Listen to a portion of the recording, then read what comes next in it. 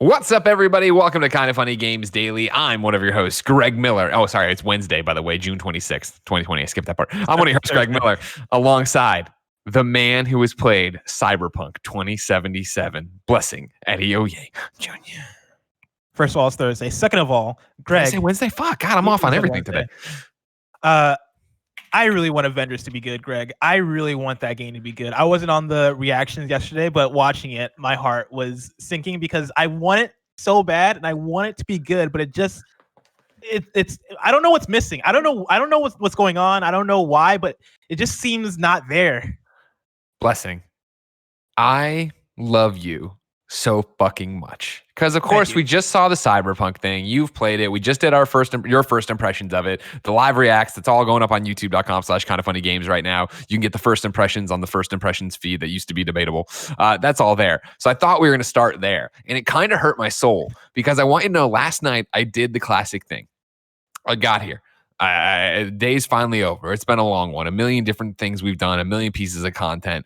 Just in general, the complete emotional turmoil it is 2020. And I'm like, I want to play something. And I turned on the PlayStation and I was like, fuck, I could really go for that Avengers game right now. Yeah, man. Like, and that's the thing. If it comes out and if it's Anthem, I don't give a fuck. I'm still gonna play. I'm gonna play the mess out of that game. If it comes out and that's a hard thing to say right there. if it that's comes out, a tall order you're making for yourself right there. If it comes out and it's a 6, oh man, that's gonna be the best 6 I've ever played in my life. Like I'm gonna play the mess out of that 6.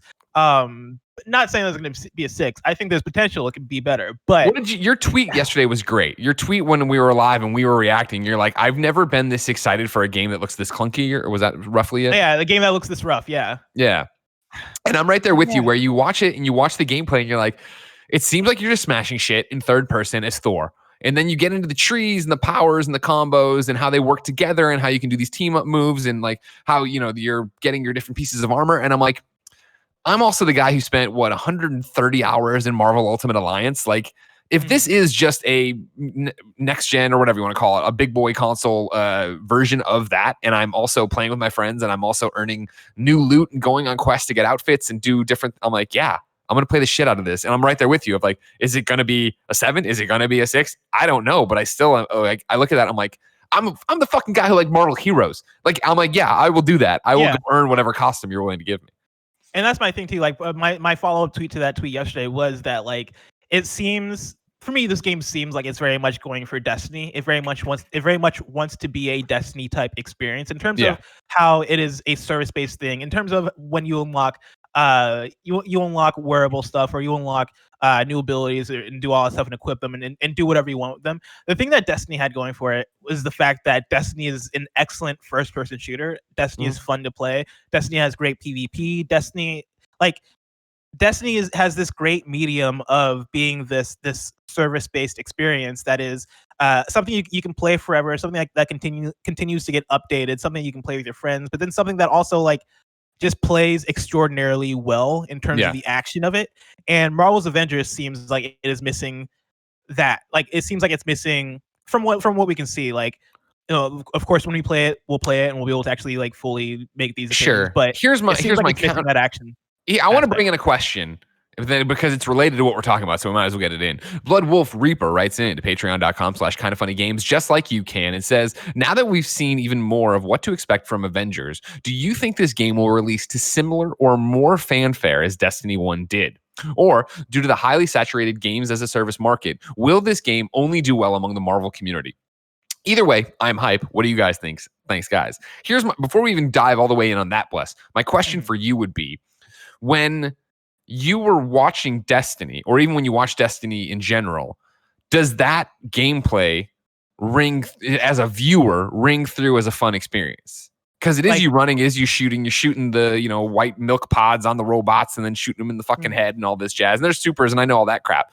But it is that thing of watching the Avengers gameplay. I was like, all right, so I'm just smashing a button and Thor's wailing away with his hammer and sometimes he throws it. Then to get into the nitty gritty of here's what the moves you're unlocking. Here's how they are. There's this AoE and you can once you unlock it, level that up and do different things with it. And then the way you work together, it was like maybe there's more going on that I won't know until I'm actually at the sticks. Yeah, and maybe that's the thing. When you ask that question, you're talking about Destiny, like pre-release of Destiny 1, like seeing the gameplay and how we feel Yeah. about how we felt about it then. Because for me, I think the big thing, at least for me, seeing the trailers for Destiny. And granted, I wasn't sold on Destiny until Destiny 2. Like Destiny 2 is when I jumped in and absolutely loved that 80 hours I played of it during that first month and then bounced off. But I think that the thing that felt like it resonated was the idea and proposition of it, because it was early on in that type of games as a service kind of game where they talked about having a 10-year plan, and also like Bungie coming off of Halo, people had hype for that. And I think for me, the thing that I kind of latched onto was the idea of, oh yeah, this gives me some Borderlands vibes, but even bigger than that, right? In terms of being able to being able to unlock a new weapon. And I remember them talking a lot about the stories that come with the weapons that you're unlocking. Being able to have that type of what you would expect to be at that time a polished first person shooter experience alongside that MMO like experience, I think felt like a great proposition, in the same way that for me, I look at GTA Online as that kind of quintessential experience for me, right? As somebody who loves GTA, like it's almost like a better analog to this Marvel thing, because I've loved GTA since the PS2 games, and since San Andreas, which was one of my favorite games ever, which still is one of my favorite games ever. I remember having the thought of, man, if I could get this game but like have the graphics be better and have it run better, and then also like, I don't know, man, have some multiplayer online aspect to it that like felt like an MMO, that'd be perfect. And then I got that, and it's like, huh, yeah, like this is great. This is a great experience. If that translates well to what Destiny is going to be in the future, then yeah, awesome. Marvel's Avengers, coming full circle back to it, in terms of its appeal to the Marvel audience and then the gaming audience and then an audience as a whole. Yeah, I don't know. Like if the game comes out and it isn't as fun, I still expect that I'm going to play it for I'll probably play it for at least like 7 hours still, if not more than that. If it doesn't, like, if it ends up having a loop there that does attract me in, maybe I'll stick with it more. But I think here to Blood Wolf's question, what you're on, right? Like, do you think it'll release to similar or more fanfare as Destiny 1? I think it's going to release to less. And I think that's just in the cards of us watching it right now and people being like, oh, it doesn't look that good. It kind of looks like, Tim's always like the UI looks like a mobile game. And these are base Avengers and they're not exactly what, I think there's a lot to what we talked about yesterday in the reaction of, I think they're the base Avengers so they can get you in and you can see something you recognize and then start improving them, changing them, get different costumes that you want, and then go after a not D-list villain, but like MODOK isn't somebody you see in the Marvel movies, right? In terms of really doing shit. So, but all that said, I still think that it's Avengers, it's Marvel. You're coming off, if we're talking about Marvel games, you're coming off of like Ultimate Alliance and Spider-Man, which I think were both stellar fucking games, right? Spider-Man for sure, Ultimate Alliance arguable, depending on what you're looking for that experience. This one coming out, if it comes out, and think of everything we always say about a game as a service, right? Is it going to be content bare? Is it going to be over 2 experience? Is it going to be that when you get to the end game they've designed, there's not enough at launch for you to actually be there? That's all stuff that I think did happen with Destiny 1. Correct me if I'm wrong, because I played Destiny 1, but I wasn't super into the vanilla version. But Destiny 1 had fewer expectations because it was a new IP and it was a new thing, and it was this, what the 7-year plan was what was leaked IGN originally, 10-year plan leaked IGN originally, which was this at the time a very different stance for a console game from Bungie, the people who made Halo. So I think now you have this thing that is a game from Crystal Dynamics. I like Crystal Dynamics games a lot. However, this is not the traditional Crystal Dynamics game. So how does that factor into it? I like Marvel games a lot. This is a different thing for them. Like, I'm with you that I think it's going to come out, and whether it's, I'm not expecting a 9. I'm not expecting a 10. I'm expecting to be, this is fun to run around and bash shit in. And like, I really hope it's an 8. Exactly. Oh yeah, exactly. And I'm going to, level up my Iron Man or my Captain America or whatever. Am I so into the gameplay I'm going through and doing multiple characters? A big part of it is you're in it. We need 2 other people who are going to be in it with us, right? That we want to play with every night and do all this stuff. But I feel like it's going to be a game that I'll get really into at the start, do all the stuff in, I'm talking out of turn, but maybe platinum it if it's like that interesting. And then I imagine it'll be one of those, I put down depending on their content release schedule. And then they've already talked about, free heroes, free DLC. Like, you imagine they have a multi-year plan, and if they're dropping that content and actually improving the game, as they inevitably will, right? I mean, look at Destiny, Borderlands, The Division, Rainbow Six. Like, everybody is like, oh, now it's good. Or there's a huge title update that's changing this and fixing that and doing that. I think you're going to see a lot of people come into it, play it, have it not meet their expectations just by the very nature of it being an Avengers game and being online and nobody knowing exactly what that is. And then hopefully down the road they improve on it and you have a community that is hardcore for it and is there doing it. Yeah, I just unplugged myself, so I have to keep talking. Otherwise, I won't be able to hear you. Of course, I hope that I'm wrong, and I hope it comes out and it is an 8. It is a 9. It is everything I want it to be right at launch. But I'm interested. I think to the fanfare thing, if this game comes out, and I'm not saying it will be, and I really hope it's not, but if it comes out and it is a Fallout 76 or an Anthem, I think even with that, there is still enough. There's something about it being Marvel's Avengers that I think it will still have longer legs than a Fallout 76 or an Anthem. I don't think it can stumble that hard. I don't think it can stumble that hard. I think it can come out and be a 6, 7 and be like, all right, cool. It's fun enough to bash things around, but it gets repetitive. And, by the end, you only have one character who's leveled up or whatever the hell it's going to be, right? None of the gear matters. I don't know what the fuck it would be. But I think you can get that thing. But I think if you come out and you're like, yo, it's Anthem bad, and there's these huge loads between things, and it's like there's nothing going on, and everything you think of it this way too. I think this is an interesting thing we don't talk a lot about. Is like, obviously it's Marvel, obviously it's Square Enix, obviously it's Crystal Dynamics, right? There's money there, but the fact that they did bring in like it's Nolan and it's Laura and it's Troy and it's Travis, like they have a fucking stellar cast. Yeah, they have a squad. So for me, it's gonna be if we get that game and we play it and we're like, the story mode is 2 hours and it sucks. And you're like, what the fuck? Like, why did you have these people? Because, I love talking to Troy about it. Because when you talk to Troy about it, people are like, oh yeah, and you're Hulk and Avengers. And they'll be like, I'm Bruce Banner.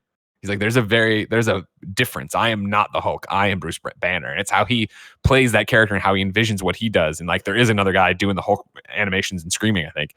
So it is like this, you're talking to them and they're treating it the same way they treat all the, major IP characters they play as and other things too. So I hope. I hope it's more than Marvel Ultimate Alliance, where it, like whatever, turn off the sound and just me and Barrett go to a bar and pound on people like we did. Like, I hope it's fucking in the game. To be clear, in the game, we didn't. We don't go to bars to just pound on people in the bar. Sorry, no, we went to the bar and we would play Ultimate Alliance and pound on the bad guys in the game. Yeah, I don't know. I'm hopeful, and it is that thing. Like watching it yesterday, I'm like, as long as that doesn't play like trash, as long as it doesn't run like trash, I'm in. And I'm right there with you. Like that, you look at it and you're like, all right, cool. Yeah, this could be an 8, this could be a 6, but I'm interested in seeing that story through. I'm interested in unlocking the cool Iron Man suits and seeing whatever else I can get. I'm interested in 3 months after the fact, they are dropping this character and these suits and this episodic DLC or whatever the hell it's going to be. Sure. Fuck yeah. Let's go. Let's go. Speaking of let's go into the show. We're going to talk about what optimized for Series X means for Xbox, swimming in Animal Crossing, and do video games have to be fun? Because this is Kinda Funny Games Daily. Each and every weekday on a variety of platforms, we run you through the nerdy video game news you need to know about. If you like that, be part of the show, patreon.com/kindafunnygames. You can give us your questions, comments, concerns, everything out of the video game, son. Plus, you can get the show ad-free and with the exclusive post show we do each and every day. And guess what? You'd even get an exclusive show over there called Bless Up, where Blessing talks straight to you and answers your questions and hangs out.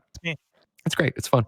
However, if you have no bucks to toss our way, we completely understand. You can get the show on youtube.com/ actually, you watch live, twitch.tv/kindoffunnygames. If we get something wrong, you have to go to kindoffunny.com/you're wrong. Tell us what we screw up as we screw it up.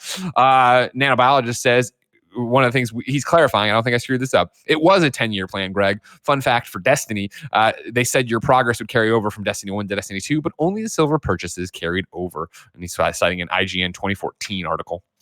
However, if you don't watch live, no big deal. You can watch on youtube.com/kindoffunnygames, roosterteeth.com, and podcast services around the globe each and every weekday.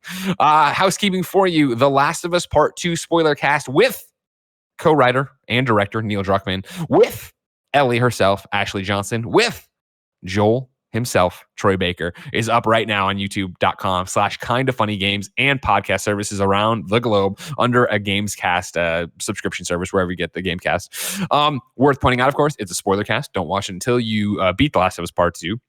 Worth pointing out, it's one of the best podcasts I've ever been a part of. And I've been doing this full time for 13 years. And it is incredible to hear these people talk about this game. I can't compliment Troy, Ashley, and Neil for their openness and honesty enough. Where there was things like I was like, I'm not even going to bother asking about that because I don't want to put them in a weird position. And they brought that up and started those conversations, whether it be about the leaks, whether it be about the harassment, whether it be about, you know, the reaction of people saying what they think of the story of their characters and all that jazz. Like, it's a truly eye-opening conversation, I think, in terms of how that game was made, how much it means to them. And I would really, really, really appreciate it that when the time is right for you, you go and watch it and give them some love for doing it. And also, hey, one of the other things I think, you know, I try to let you guys in behind the curtain all the time. Shout out to PlayStation PR. PlayStation PR was on that podcast, muted the entire time in case something got out of control, or if I went into a direction they didn't want, or, you know, their employee Neil went into a direction they didn't want, and they never cut anything out of that episode. They were like totally fine with anything. And there are not questionable things, but I mean, like, there are reactions to everything that has happened so far with The Last of Us Part 2, both in the game and outside of the game, and where it's going and where it could be going in the future. I digress. Also, as I already said, Blessing Adeoye Jr. has played Cyberpunk 2077. You can get his first impressions of Cyberpunk in a conversation over on youtube.com/kindoffunnygames. We also have our live reaction to the event as well. Thank you to our Patreon producer, Mohammed Mohammed, aka Momo, Connor Nolan, aka Connor Dow, and Blackjack. Today we're brought to you by Purple Mattress, but I'll tell you about that later. For now, let's begin the show with what is and forever will be the Roper Report. Time for some news. 3 items on the Roper Report. A baker's dozen. Barrett, here's what I want you to know, right? You sound fantastic. Thank Earlier, you. there was a little bit more of like gain to it, I think, or something, where it was a little it was like crackly, a little bit loud, you know. But you sound. I'm a little farther away from it. The gain is the same, so you could read me the yellow pages right now. You sound silky smooth. I love it. The number of this business is 530. I'm a millennial. What are the yellow pages? I hate you. I'm joking. I know what they are.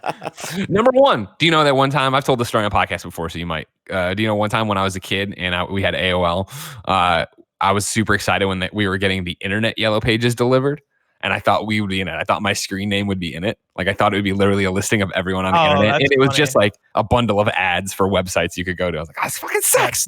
They lied to me. Anyways. Number one, what does optimized for Series X mean? This is Will Tuttle, friend of the show, formerly of, he was Team Xbox when IGN had a whole bunch of different people and we worked in the same building. I digress. Will Tuttle, now of Xbox, writes, optimized for Xbox Series X is the indicator for games that take advantage of the full power of Xbox Series X. Since Xbox Series X offers developers unparalleled power and speed, this empowers them to create the experiences they want and embrace a range of features and capabilities based on what is best for their individual titles. When you hear a game has been optimized for Xbox Series X, you'll know that the developer has either natively designed or fully rebuilt their game to take advantage of the unique capabilities of our most powerful console ever. Games featuring the optimized for Xbox Series X badge can showcase anything from virtually eliminating load times via the Xbox Velocity architecture, heightened visuals and hardware-accelerated DirectX ray tracing powered by our custom next-generation GPU, to steadier and often higher frame rates up to 120 frames per second. Titles displaying the optimized for Xbox Series X badge can include brand new games built natively for the Xbox Series X, such as Halo Infinite, or previously released titles in which a developer has enhanced their title using the Xbox Series X development environment to dramatically leverage the power and features Xbox Series X has to offer, like Gears 5. Let's take a closer look at what you'll be getting when you're playing a game that's optimized for Series X. Blessing, are you following so far? Yes, I am. This is a long one, and here's where we get into the gobbledygook here, of where it's I'm scared because I feel like at some point smart delivery is going to come up, and this is going to turn into a no. There's no smart delivery in this. Smart delivery is taken care of. This is just where we get into the real techno mumbo jumbo that I don't understand. You know what I'm talking about over here. Let's do it. Here we go. Groundbreaking visual fidelity immerses you in your games.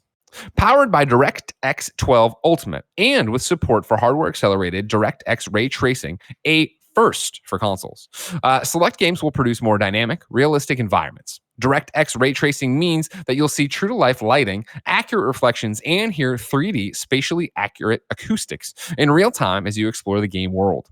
Ultimately, DirectX ray tracing enables developers to create more physically accurate worlds. All right, you got that one? Yeah, it's pretty cool. Next generation frame rates offer the pinnacle of precision.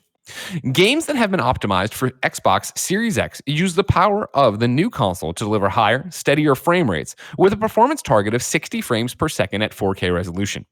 Some games will even be able to support frame rates of up to 120 frames per second or variable refresh rates, allowing developers to offer players heightened realism and more precise controls for fast-paced action. We also talked to technical director at Codemasters, David Springate, about optimizing Dirt 5 for Xbox Series X to give you a better feel for how increased frame rates could improve next-gen games. Quote, Dirt 5 is a fast, action-packed, amplified off-road racing game, and being able to play it with 120 frames per second options on the Xbox Series X is incredible. The power of the Series X means that the game looks stunning at 60 frames per second, and we're also able to offer amazingly smooth, responsive gameplay at 120 frames per second while still looking gorgeous.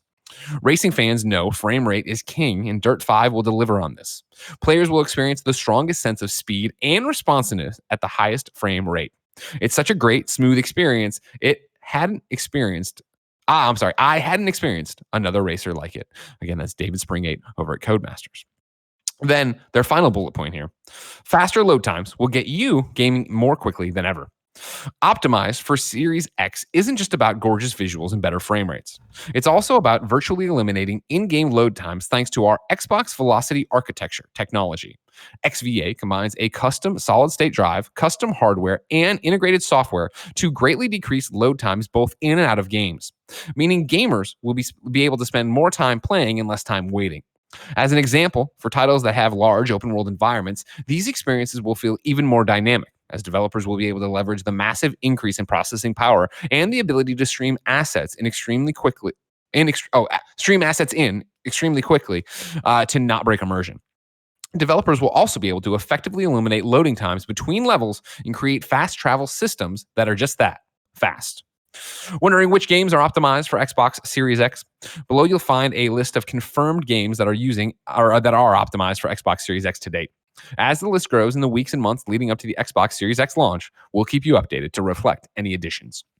Right now, the list stands as Assassin's Creed Valhalla, Bright Memory Infinite, Call of the Sea, Chivalry 2, Chorus, Cyberpunk 2077, Destiny 2, Dirt 5, FIFA 21, Gears 5, Halo Infinite, Hitman 3, Madden NFL 21, Marvel's Avengers, Outriders, Scarlet Nexus, Scorn, Second Extinction, The Ascent, The Medium, Vampire the Masquerade Bloodlines 2, and Yakuza Like a Dragon. Back to Will. We hope this gave you a better idea of what it means when you purchase a game that's been optimized for Xbox Series X, which ensure that the player is at the center of the gaming experience. We'll be sharing more on optimized for Xbox Series X and adding titles to the list above in the coming months. Bless, I want to thank you for letting me rant and rave and read this very long thing. But I wanted to get in because obviously we've heard so much about optimized, right, for Series X. What does that actually mean? I thought it was cool for them to list it. It's the normal thing where this is what you'd think, right? But did anything surprise you as I read through this? Surprised, no. I'm interested in why exactly these are the bullet points, because I think these are all cool things, right? Like, yeah. Visual fidelity, I think, is to be expected. Ray tracing, I guess I understand why they point out ray tracing. That's the thing that we don't really get, at least fully fledged on consoles nowadays. Sure. The frame rate stuff, is cool. I think that's the thing that's easily understood by people who play games. We know what frame rate is. We know how better frame rate changes the game. The faster loading times thing, I think, is also cool. I think, of course, because PlayStation has done that such a great job of like hanging their hat on that, right? Of like, look at Spider-Man. Look, we're rendering out. It's so far away, and there's no need for fast travel anymore. Yeah, I think for me, this is all interesting because I guess when I think of a game that is an Xbox Series X game, or a game that is, I guess, and I get this might be the difference between optimized for Xbox Series X and made for Xbox Series X, because for me, when I think of next gen, I think of things that even go beyond these bullet points that they're giving me, right? Like the thing that I reference all the time is Mark Cerny's talk, where he talks about how like game designers will be able to make levels that are more open and that look different because loading doesn't have to come into play. And they kind of mentioned that here, where they talk about the solid state drive and they talk about the faster loading screens. For me, what I'm looking forward to from next gen more so than the visual fidelity stuff and even the technical stuff is how that changes, I guess, how games are made. Like, Sure. Are there going to be dynamically different experiences on Xbox Series X than on Xbox One in terms of what I can expect from even something like genre or like mechanics? Like, what does that look like? And granted, that's not really a thing you can really message in a press release like this, and there has to be bullet points that they point to. And so I guess from that standpoint, I understand these bullet points. But for me, for the most part, this is all stuff that we already know. This is all stuff that I think we've already kind of gotten the spiel about from both PlayStation and Xbox. Either way, I'm super excited about this.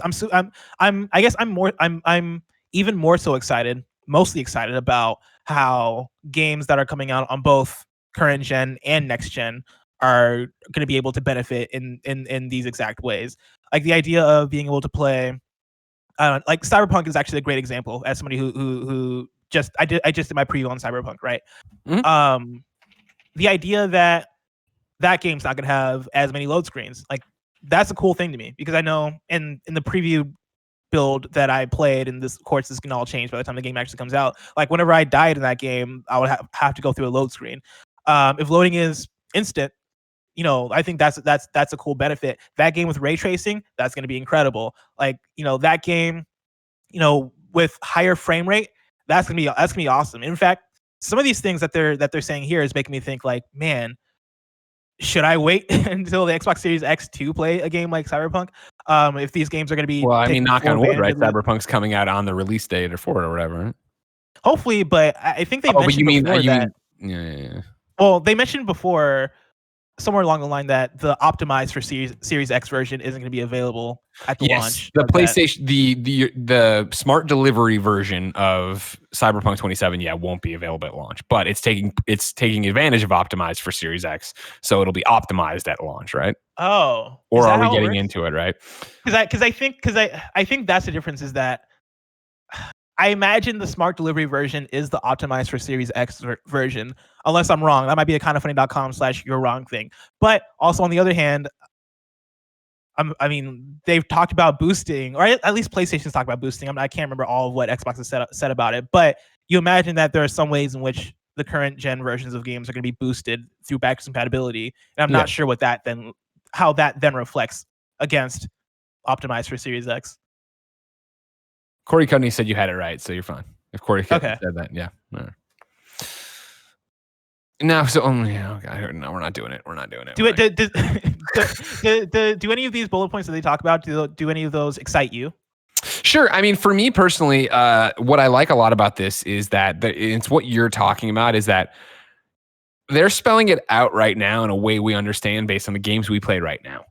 And you're talking about like, well, and it's hard to spell this out, obviously, in a conversation or in a bullet point fashion. But I'm more interested to see when we're into this generation, when you are just making Xbox Series X games and you're making PlayStation 5 games, what those natively look like and what those games actually feel like. Because it's what you're talking about right now, of like, when you usually see, a character touch the wall and shimmy down in between things, that's usually done to hide you loading the level that you're about to walk into, or the next giant part of the level you're about to walk into.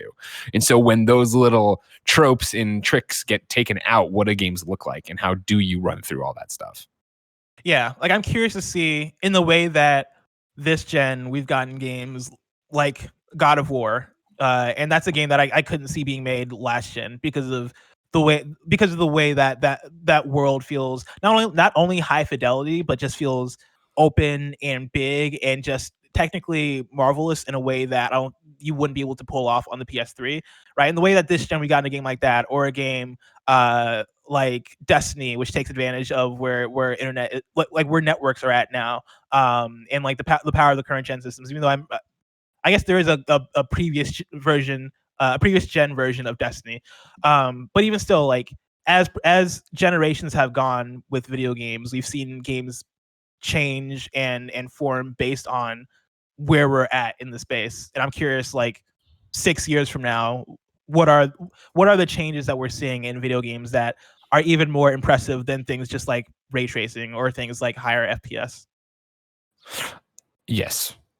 Here's what we're going to do, and we're going to move on. Mm. We're just going to say it, and we're going to be done with it, all right? Oh Everybody can no! go What are watch it on you their gonna own. say? What are you gonna say about smart delivery? What's it gonna be? Nanobiologist says, no. and you're wrong. During the press event today, Holly said the next gen upgrades would be available at the time of the console launch. I was writing down my notes on that Nano, and I found it confusing because she literally said it is coming to PlayStation 5 and Xbox Series X later, but at launch, I thought she said we're going to have a patch for it, which I think is this optimized business. But I don't know. You're free to go over there real quick and listen. What I will say is that Matt Cabe at IGN still has it listed on his everything we know from Night City thing. Cyberpunk 2077 will be released November 19th on the PlayStation 4, Xbox One, PC. An enhanced version will be released later for PlayStation 5 and Xbox Series X. Again, I know she said, I know exactly what you're talking about. I wrote down the note and put a question mark next to it. I think she was saying that there's going to be some kind of patch for it available at launch, but I don't know. Yes. I don't think what I'm saying is that is not the PlayStation 5, Xbox Series X version they've been talking about. Yeah. And I guess the confusion here is when they say optimized for Xbox Series X, for Cyberpunk specifically, are we talking about that PS5, Xbox One, or PS5, Xbox Series X enhanced version, or are we talking about that patch that they're talking about that we're going to get at launch with the PS4? So just to be clear, because I'm a little confused here. So these two separate things that we're talking about are the first one being just the game being playable on that hardware, right? And then the second thing with a patch is an update that'll like actually utilize that hardware to make it even play better or even prettier, specifically for the next generation consoles, right? It's all you, Greg.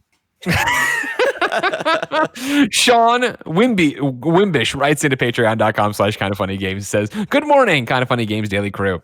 In a recent interview with GameSpot, Phil Spencer said he felt good after watching the PlayStation 5 reveal, specifically when it comes to tech advantages. He cut off a little bit. Went even further to say he felt really good about the launch lineup for the Series X in comparison to PS5s. Could his confidence give us hope that we will see more first-party titles from Microsoft at launch than we will see on PlayStation? Or could he be more confident in the quality of games that we'll have at launch? Either way, if they show Fable 4, I'm sold. Hope to hear your thoughts, and thank you for all you do." Sean, real quick, Sean, to then bring it in, the part from the GameSpot article reads like this. Spencer says he felt good, in quotes, after watching the PlayStation 5 event because he thinks Microsoft's own Xbox Series X stacks up well against Sony's machine. Quote, "Just being honest, I felt good after seeing their show," Spencer said. "I think the hardware advantages that we have built are going to show up as we're talking more about our games and frame rates and other things," end quote.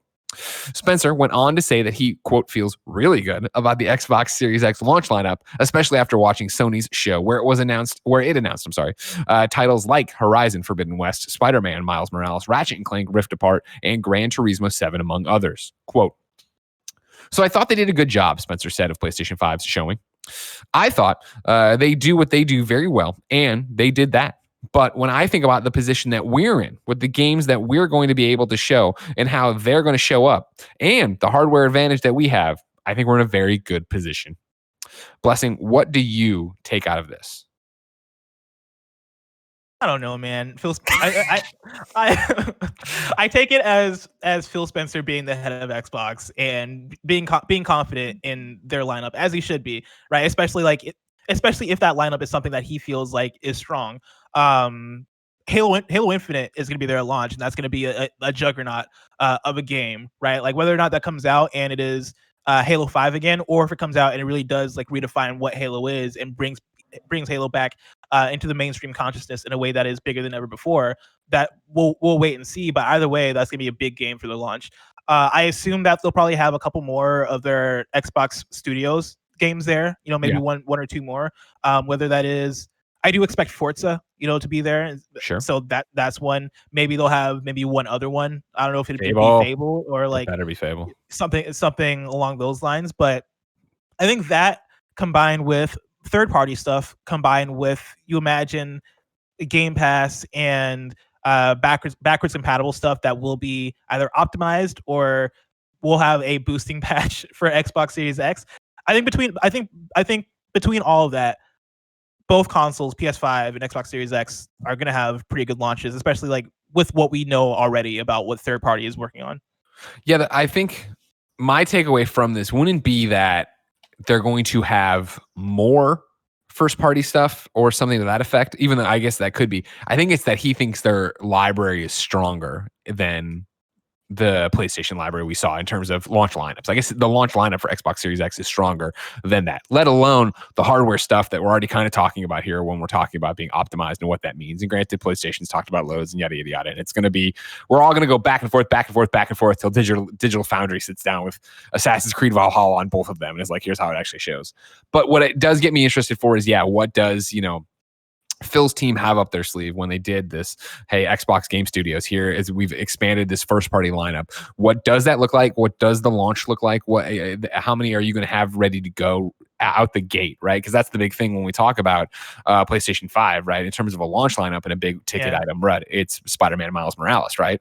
But Spider-Man Miles Morales is a more like Uncharted Lost Legacy kind of thing. So is it going to be that, Halo Infinite, if they deliver that and it is what everybody wants it to be, is that just a game changer right there in terms of getting you on board, let alone if you then have a bunch of stuff from the Initiative or, I think when they showed the new Hellblade, right, they said that was a ways out, right? Do you remember so like that won't be there probably in terms of it will not like be a launch. Yeah. What I do have is a question though, Blessing. It comes from I Am the Game 13 on patreon.com/kindoffunnygames. Good morning, Greg and Blessing. With the teaser dropping for Halo Infinite yesterday, I've seen one question/thought brought up surrounding it over and over again. Is Halo Infinite the most important game in Xbox history?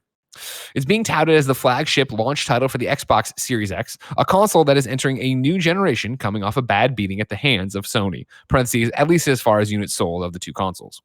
Halo has always been the definitive #1 Xbox franchise. If it is a commercial and critical disappointment, can it take the whole console down with it? Or can Halo Infinite be Breath of the Wild and be such an amazing exclusive that it single-handedly wills the launch of the console to great success? Blessing, is Halo Infinite the most important game in Xbox history? No, because Halo is the most important game in Xbox history. Got him. I think there is an argument that Halo Infinite is the most important game for Xbox within the last 8 years, maybe. I think you can make that argument.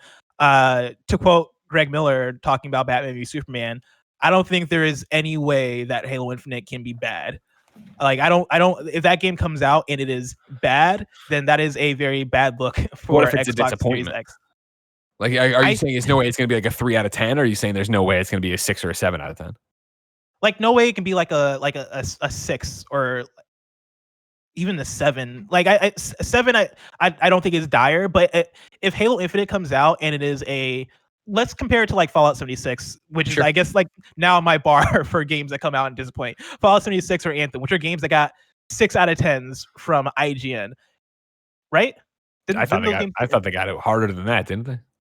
I think one got a 5, one got a 6. Okay. I digress. Yeah, I forget which is which. But for games that came out and IGN got a 5 for Fallout. IGN got a 5, and then Anthem I think is probably a 6. That probably makes sense actually. Let's see. Yeah, 6.5 out of 10. Boom. Look at that. 6.5. That's actually more than I thought. It might have been an update. It doesn't say if it's one of the updated ones. I think it would if it was specifically an updated review. Right, yeah.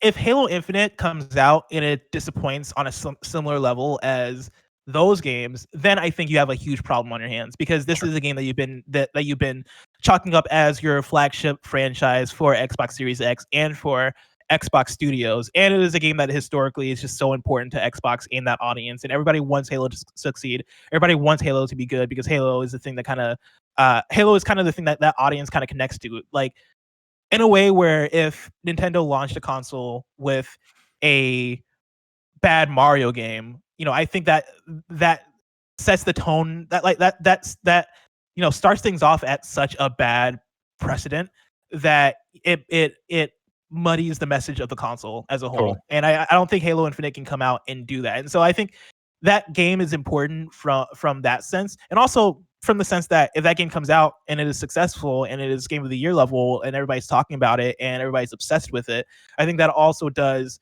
uplift the whole message of Xbox Series X in a way, especially starting off that Xbox Studios library for Xbox Series X. But I almost feel like they have more to lose with Halo Infinite than they have more to gain, because I think that failure would be kind of devastating in terms of what the talk around Series X ends up being. I'm with you that, I mean, we know nothing really about Halo Infinite, right? But I'm incredibly excited for Halo Infinite because I understand, and Xbox understands what is on that game's shoulders. And so that really does make me think that they're going to rise to the occasion and deliver something that I'm going to really, really want to play. Because I've played Reach and Halo. I played Halo Reach, and then I played one of them.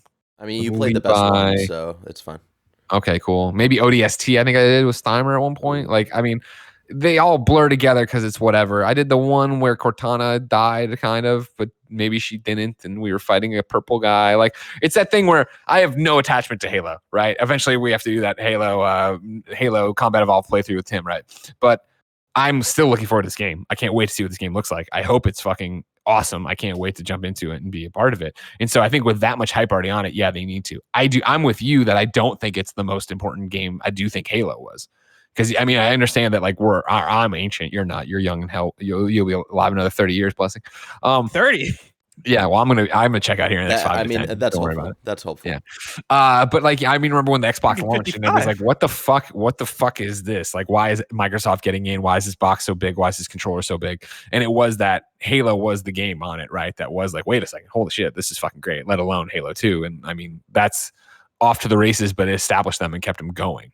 So it's like, this one, I think there's a lot on Halo Infinite, but again, I think if it came out and it was Garbo, and even on Garbo, I mean, I'm throwing that around or whatever, loosely. If it was Garbo and people didn't like it, I still think the pomp and circumstance of an Xbox Series X and what they're trying to achieve here would get that under a lot of TVs. And I think a lot of people would already be buying those things. And maybe they're right back to the same situation they're in now, where it's a shitty launch and they keep going, and PlayStation just has a runaway success. But I don't think Xbox. I think Xbox is way smarter than that. And Phil and team know they wouldn't be putting Halo out if they didn't believe in Halo in that way and putting it out at that game. Real quick, before we move on, Kebabs corrects me and you're wrong. It says IGN's original review for Fallout 76 gave it a 5 out of 10. The 6.5 out of 10 is for Wastelanders update. Thank you very much. Oh. Number 2 on the Roper Report, Animal Crossing is getting some updates. This is our friend Alessandro over at GameSpot. Animal Crossing New Horizons is getting the first part of its free summer content update on July 3rd, including the ability to swim and hunt for new marine life. Wave 1 of the summer update will let you dive into the ocean from any edge of your island and let you swim around in search of new marine life that you can donate to the museum curator Blathers. This includes starfish or sea stars, some other thing I'm not going to try to pronounce, and garden eels. And as seen in the trailer below, Blathers will have plenty of facts to tell you about the new finds as well. As per usual, we don't suggest bringing him a bug unless you want to scare him. The update will also introduce the mermaid crafting set, which can be obtained through interactions with Pascal. You'll be able to get the new DIY recipes from Pascal, a Red Sea otter that would appear weekly in previous Animal Crossing entries, by trading scallops with him.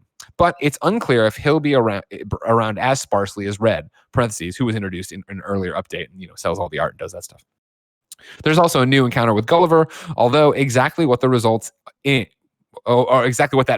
isn't made clear. Animal Crossing New Horizons will be getting even more free content in August as part of the second wave of the summer update, with Nintendo teasing more news on it soon. It's been a stellar first-party title for both Nintendo and Nintendo Switch players, with Animal Crossing New Horizons selling more than 13 million copies during its first 6 weeks on sale. Blessing, will swimming bring you back? No, absolutely not. But it sounds like a cool update. It seems like people are excited about it on Twitter, as far as I can see. Is this something that excites you?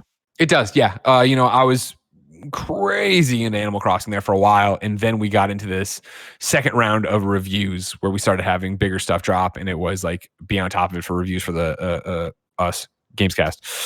And so I fell off it, got kind of wrapped up in what we were doing with PS I Love You, Last of Us, all this jazz. So I've been that thing of like, oh man, especially during this stressful couple weeks it's been of like, man, I need to go back and just chill like I used to in Animal Crossing.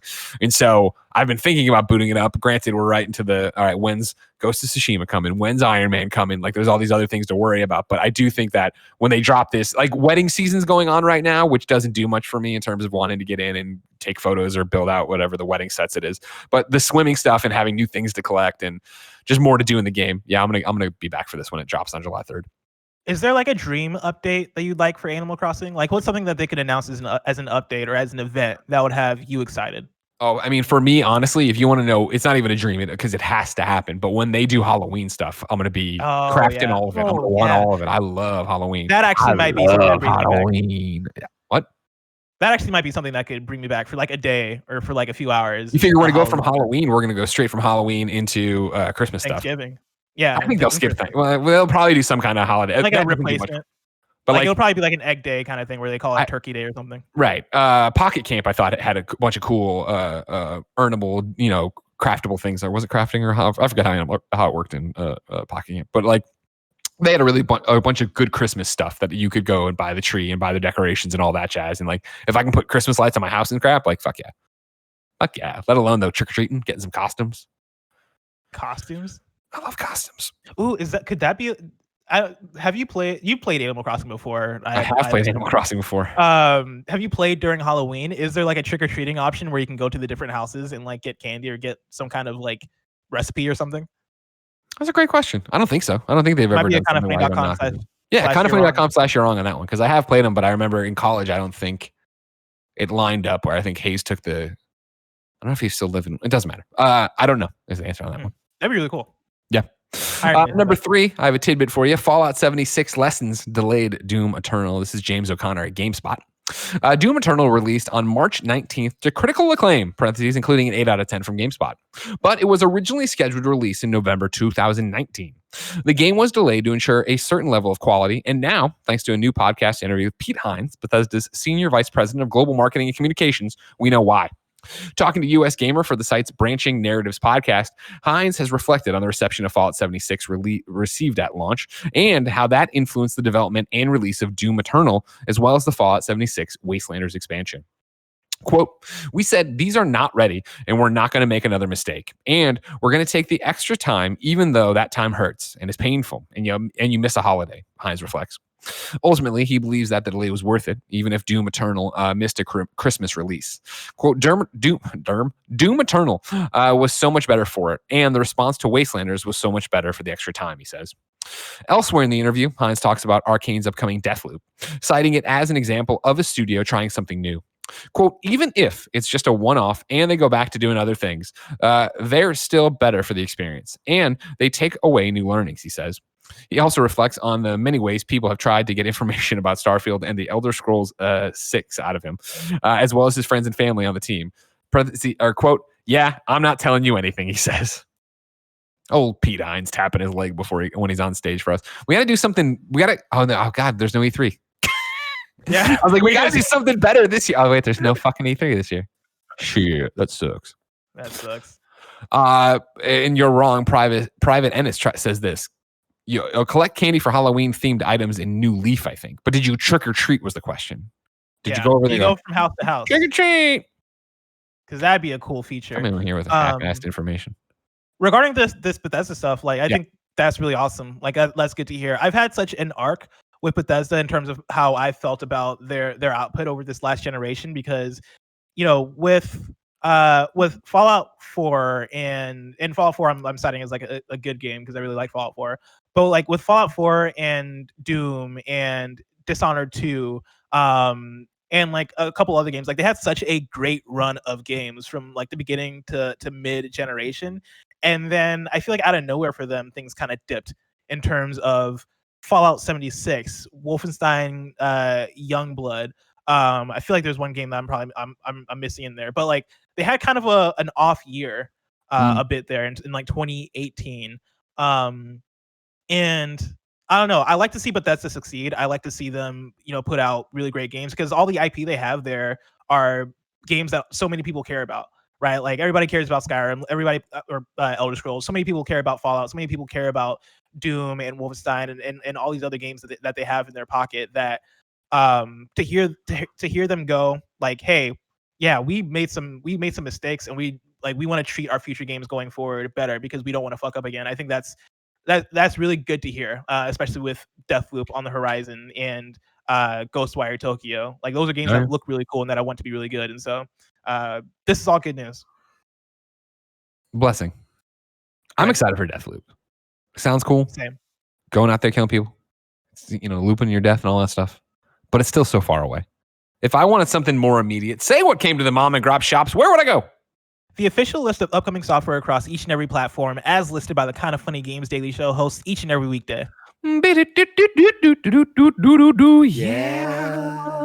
Out today, Mr. Driller, Drill Land on Switch, Tower of Time on Switch, Observation on Xbox One, The Almost Gone on Switch and PC, Keen, One Girl Army on PC and Mac, Brigadine, The Legend of Runecia is on Switch, Blair Witch is on Switch, The Messenger is on Xbox One, Maiden Tower is on Switch, Grim Shade is on Switch, Polid Saga is on Switch, Towaga is Among Shadows is on Switch, Urban Trial Tricky is on Switch, Pachi Pachi on a Roll is on Switch, United is on Switch, The Forgotten Land is on Switch, Iron Wings is on Switch, Poop Die Chapter 1 is on Switch, Collar Cross Malice is on Switch, Truck and Logistics Simulator is on Switch, God Hates Us is on PC, Mert Tales of the Cold Land is on PC and Mac, and Controls The Foundation expansion is now on Xbox One.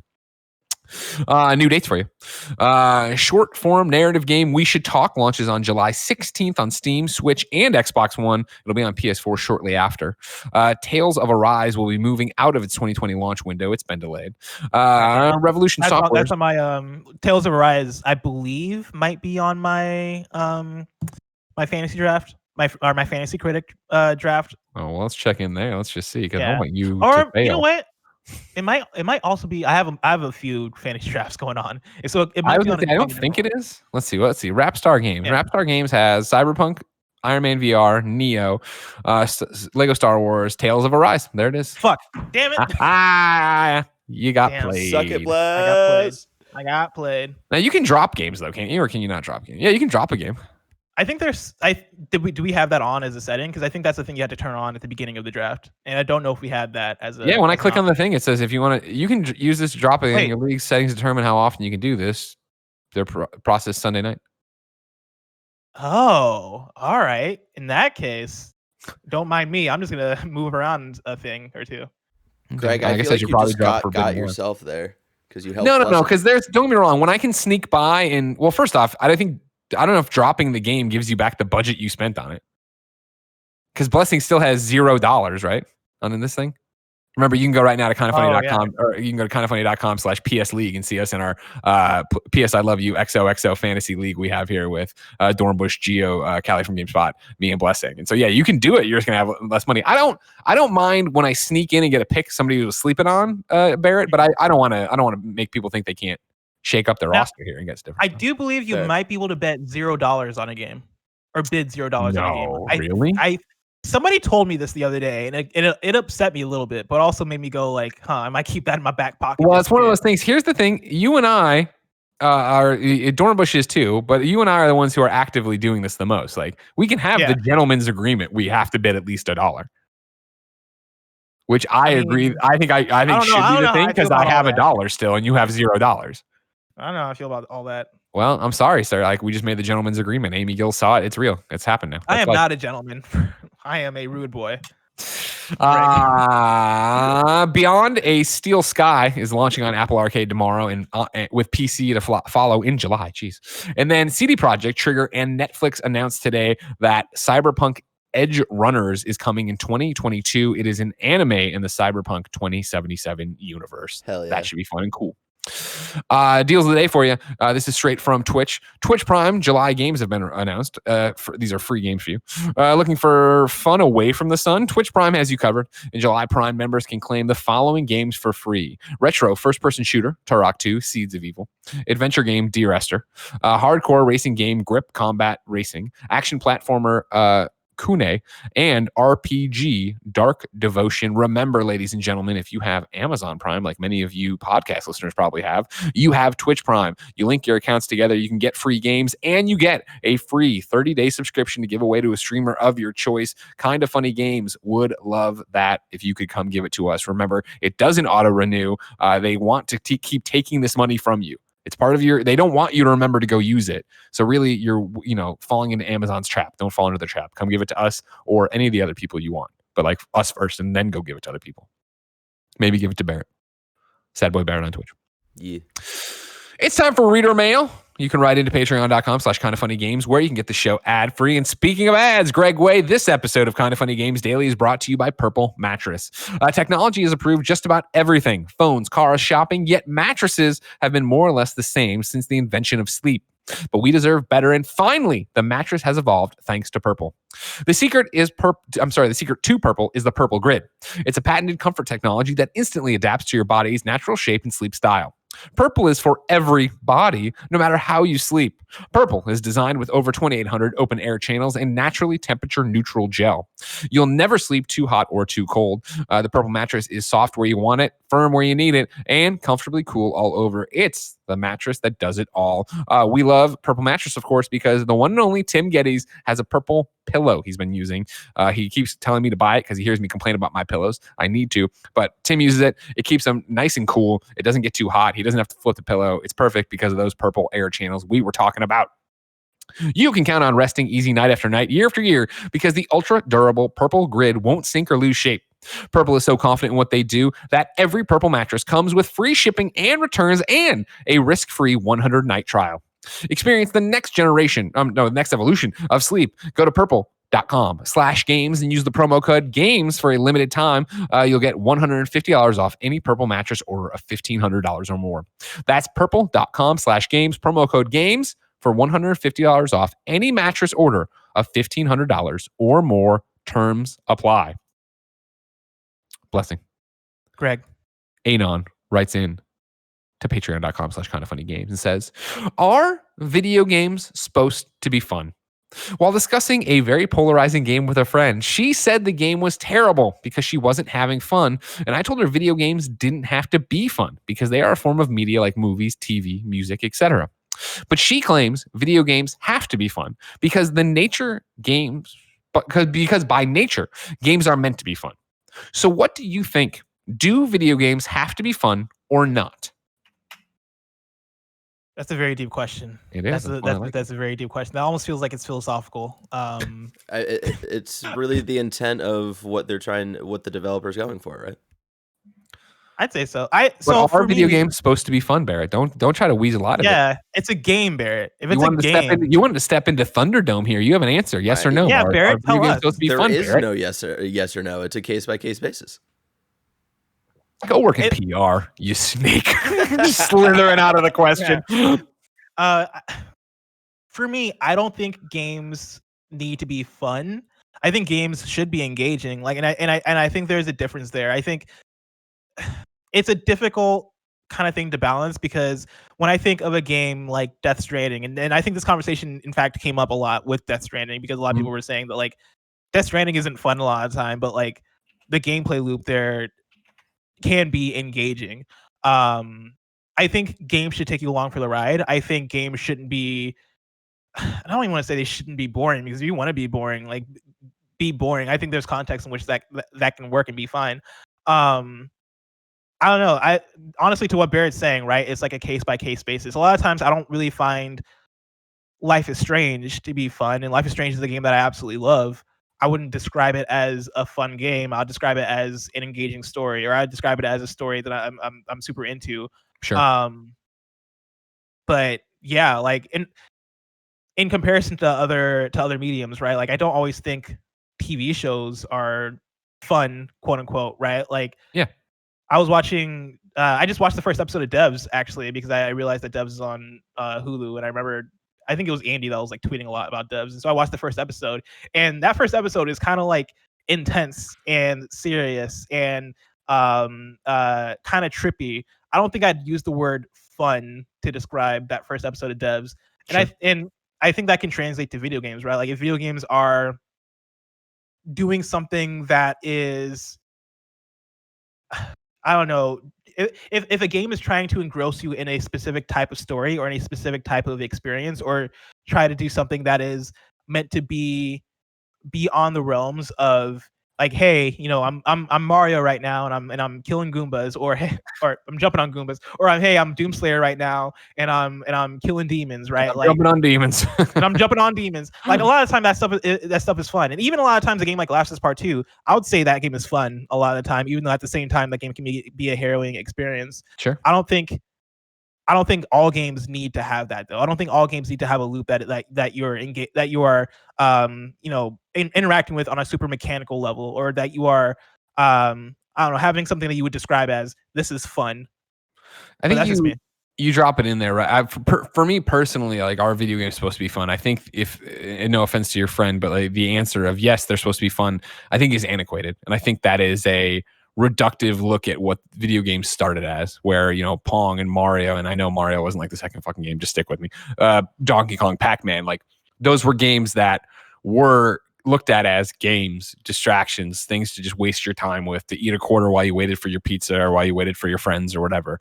Like, I think at their onset, that's what games are. I think by calling them games, it's the same way of like when you're a kid and you go play games in the front yard and you're playing tag or you're playing hide and seek or you're just, making something up. Like, I think that carries with it that yes, this is supposed to be fun, but I don't think that's representative of what video games are in 2020. And I know there's occasionally it'll go through some people like, we should stop calling them video games and start calling them, I forget if it's interactive media or something like that, or some experience, and that is trying to wrap its head around this, where I think, games can make you cry, and games can make you rethink the way you view the world, and games can make you, I always think that games are personally the most powerful device to put you in someone else's shoes and make you understand what it's like to live as that person, live as that different minority or whatever, so you understand a bit more something that I don't understand as a 37-year-old white dude, right? And in those things, yeah, it's fun to go through and problem solve. It can be fun to do, in Last of Us, to do the stealth sections of it or collect cards or something. There's fun to it there. But I think to say that games have to be fun is reductive in a way that takes away from it as an art, where, Gone Home at no point was fun. It was always engaging and entertaining and interesting, but it's the same way of like, back to what you're talking about with movies, right? Like when I watch La Llorona, I'm not like, oh man, this is a fun movie. I'm like, no, this is a scary movie. I'm meant to be on edge. I'm meant to be uneasy as I play or I watch this, right? I think games are the same way, and it's just dealing with that archaic definition of what a game is, and then dealing with what games have become in terms of narrative story experience. Yeah, and it's I think it being an interactive medium presents an interesting, not dilemma, but an interesting point of conversation of what is fun and what isn't fun. Because I was thinking about Gone Home as an example too, and I think if you want to extrapolate it, you can make the argument that in Gone Home, perusing through that house and like reading what's going on and trying to figure out what's happening in this game, you can make the argument that is a fun experience. I think you can make the argument that even Inside as a game that I wouldn't describe on the offset as a fun game, looking at it like puzzle solving is fun. And like mechanically, I think that game does things that you can describe as fun. And I'm sure I can go from game to game and pull out like, find the fun in it. Yeah, like find the fun in it. But I think to what you're saying also, fun is kind of a reductive word when I think there's another word for like something that is engaging, or something that is just pulling you along for the ride, or something that is not allowing itself to get stale. And I think video games should be that. I think video games should do a good job of not becoming stale or not bring you along for the ride. But I think there are ways to do that, to do that don't fall in that that traditional idea of what fun is. Agreed. It's time to squat up. And this is where one of you writes into patreon.com/kindoffunnygames. Give me your name, username, platform of choice, and why you need help in a video game. I read it here. The best friends come and play with you. Steven Nelson needs help on Xbox. His Xbox name is aBoyInTheWoods. My 25th birthday is on Monday, the 29th. So to celebrate, I'm going to play through some of my favorite Halo campaigns on Sunday and Monday. If any kind of funny best friends want to join Noble Team or drop feet first into hell with me, as I cross the quarter of a century threshold, or play some Halo Infinite when the time comes, hit me up. I'm in the Pacific time zone for reference. Thanks for all that you guys do, Steven. If you want to play some Halo with Steven, aBoyInTheWoods on Xbox, you can go wish Steven a happy birthday. Time for You're Wrong. Of course, this is where people watching live on twitch.tv/kindoffunnygames go to kindoffunny.com/you're wrong and tell us what we screw up as we screw it up. Kebabs has more information for us on trick-or-treating and Animal Crossing. Trick-or-treating sort of happened in New Leaf, but only for the villagers and not at your house. Just as you were walking by, like when they give you emotes or their spare clothes, you'd be asked a question, and if you got the answer right, you got a reward. If you got it wrong, you got something unpleasant. My friend can't remember what it was. All right. Nano says, did we miss games with gold for July? We did. I didn't see it on the Xbox wire. But Major Nelson reports that the Xbox games with gold for July have been revealed. You can get WRC 8 FIA World Rally Championship on Xbox One, July 1 to the 31st. Dunk Lords, July 16th to August 15th on Xbox One. Saints Row 2.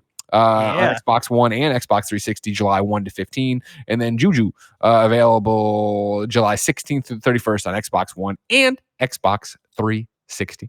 I love Saints Row 3 and 4. I've actually never played Saints Row 2, and that's one that's really? like a cult classic, yeah. And so I might give this a shot now that it's on Games with Gold. Arvel says, I don't want to advocate for Amazon here, but they do tell you to resub once your monthly sub runs out. They even tell you how many days are still running on the clock until the next resub. Smiley emoji.